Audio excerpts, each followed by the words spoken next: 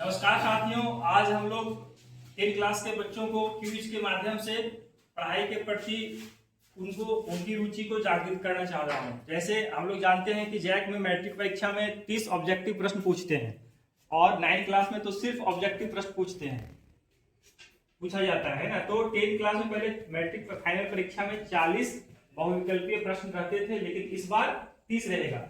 अगर 30 में 30 सही हो जाता है तो 100 अंक भी ला सकते हैं।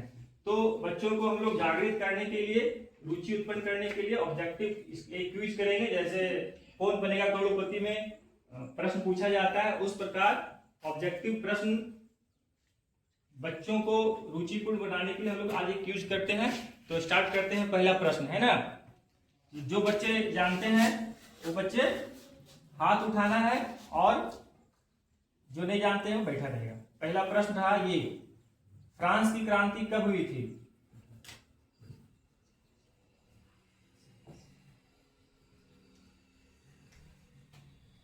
चलिए बताइए कब हुई थी?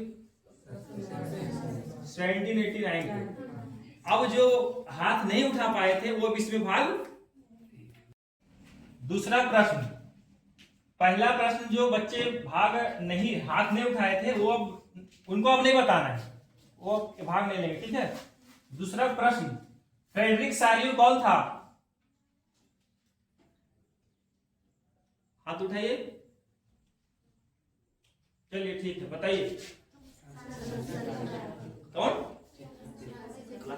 फ्रांसीसी कलाकार या चित्रकार? थोड़ा जोर से बोलना है, लाउडली।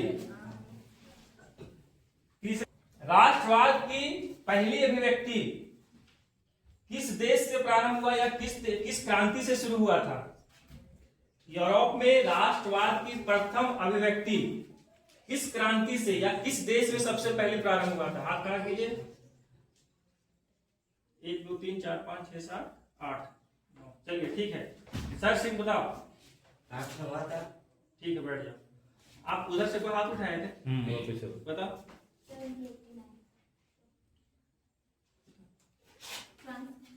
हाँ, फ्रांस से यूरोप। अगला प्रश्न, ऑस्ट्रिया का चांसलर कौन था?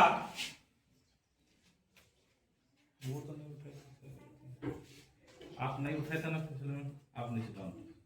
ठीक है, तुम बताओ। ठीक है। यूरोप को सर्दी जुकाम हो जाता है, किसने कहा था? कौन कौन आया था? कौन कौन बोला? हाथ उठाइए।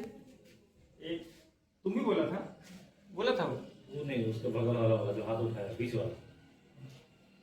चलिए 1 2 3 4 5 6 7 आदमी बचा है सर अभी। अगला प्रश्न, मैथ्सिनी का जन्म कब और कहां हुआ था?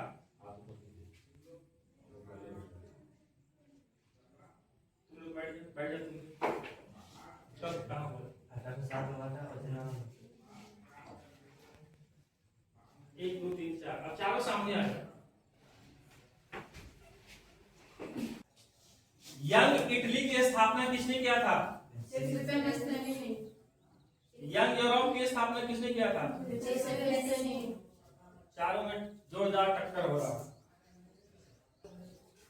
है। स्वतंत्रता संग्राम कब प्रारंभ हुआ था? चारों बताया सर सिंह नहीं बताया सर। चलो अगला प्रश्न के लिए तैयार हो। कस्तूरबा की संधि कब हुई थी? राष्ट्रीय रूपक कौन थी? उधर नहीं बोले, वो आउट हो गए। कौन? सुरसिंह का क्या नाम है?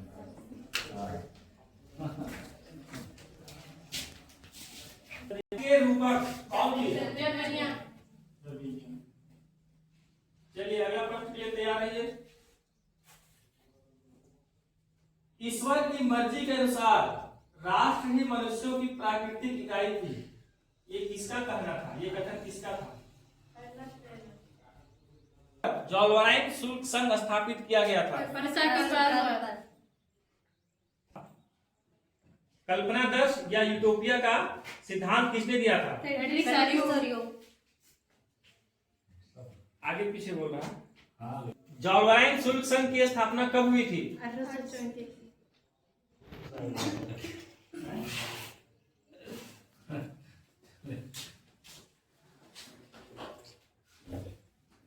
अगला प्रश्न, यूनान कब स्वतंत्र हुआ था? 1832।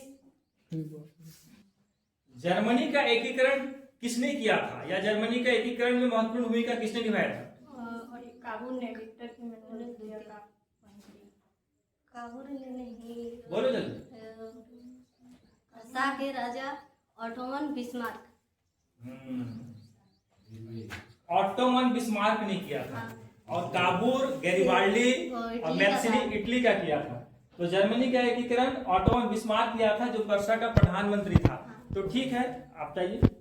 आज की विजेता मामिनी गोप रही। हमने क्विज के माध्यम से बच्चों में ऑब्जेक्टिव प्रश्न के प्रति रुचि उत्पन्न करने के लिए और क्लास में अटेंडेंस बढ़ाने के लिए, उपस्थिति बढ़ाने के लिए इस प्रकार का हम लोग एक्टिविटी किए, और इस प्रकार से बच्चे क्या होंगे, प्रोत्साहित होंगे कि अरे हमको भी पुरस्कार मिलेगा, वो भी पढ़ के आएंगे, है ना। तो आज जो हमने क्विज किया, और इसकी महत्ता बहुत है। ऑब्जेक्टिव प्रश्न मैट्रिक परीक्षा में 30 अंक के आते हैं। अगर 30 सही हो गया तो 30 नंबर तो आपको ऐसे मिल गया। प्रैक्टिकल में 20 में 18 मिल जाएंगे, और लॉन्ग टाइम, शॉर्ट टाइम, लघु उत्तरीय, दीर्घ उत्तरीय सब सही हो जाएगा तो 100 नंबर आ जाएगा। लेकिन अगर जो बच्चे एकदम कमजोर है पढ़ने में, वो भी पास हो जाएंगे ऑब्जेक्टिव अगर सही बनाएंगे तो इसके सहारे। तो आज के क्विज में जो है हमारी 10 क्लास की मामनी को फाइनल में चयनित हुई है। तो इसके लिए हम लोग कुछ कौन बनेगा 100 टकिया पति रखे थे। तो आज इन लोग हम इनको 100 रुपया का पुरस्कार दिए, चूंकि ये अंतिम रूप से चयनित हुई। सभी बच्चे ताली बजाएंगे।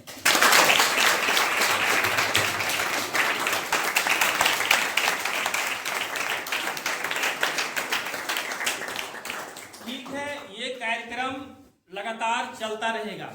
ये नहीं कि सिर्फ ये आज हो गया खत्म हो गया। ये हर क्लास में हम लोग शुरू करेंगे, 9, 10, 11, 12, और प्रत्येक सब्जेक्ट का हम लोग ये प्रारंभ करेंगे ऑब्जेक्टिव का क्विज। इसीलिए आप लोग घर से पढ़ के आए, और बच्चों को बोले कि प्रतिदिन विद्यालय आए, अटेंडेंस बढ़ेगा, बच्चे स्कूल आएंगे तो कुछ ना कुछ सीखेंगे। ठीक है, नमस्कार।